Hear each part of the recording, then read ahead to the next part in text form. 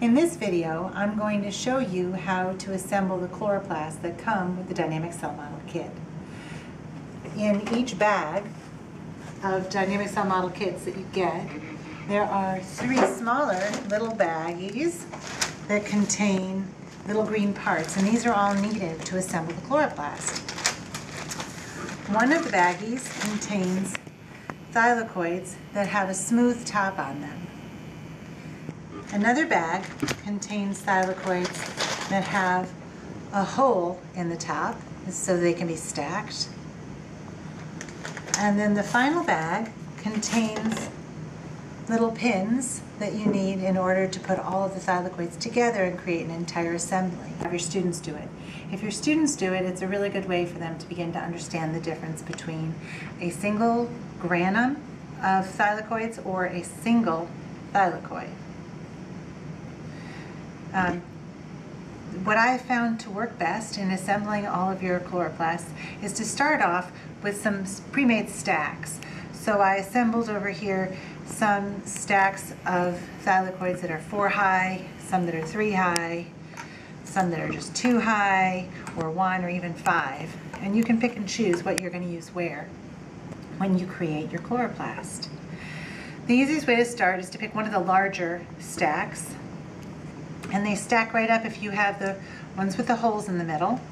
And then I find it easiest to put in 2 of these pegs on the, not the bottom thylakoid, but the next one up, because the entire assembly is going to go into this cup, and you won't be able to stick out laterally from the very bottom thylakoid because the cup is angled.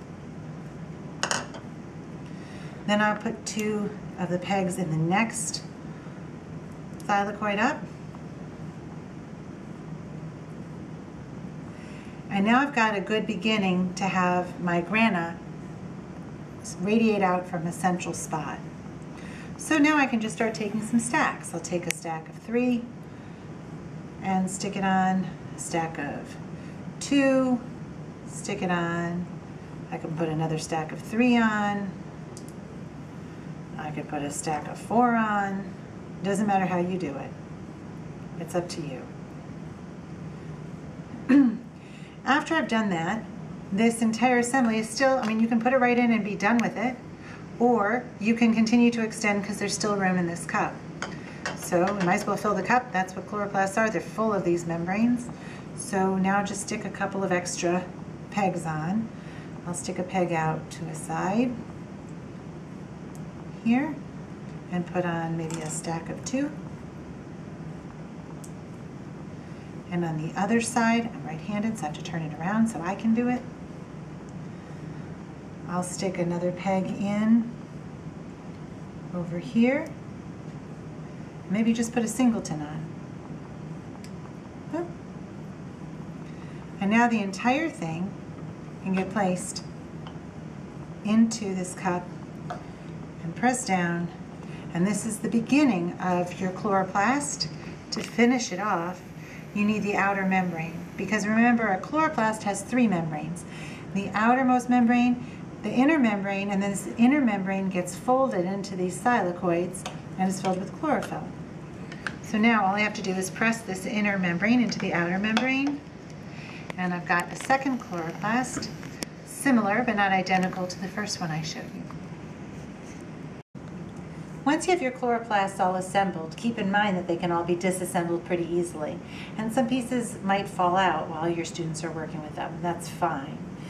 If, however, you'd like them to be put together more permanently, feel free to glue them together as you're building them. You can use, my favorite thing to use is a 5-minute epoxy. They make some specifically for plastic. Or also very easy is just any kind of crazy glue. And once they've been assembled, then they can no longer be disassembled. You will have enough thylakoids, though, to be able to keep a stack or 2 around, so you can still demonstrate the difference between a granum and a thylakoid. Have fun assembling your chloroplasts.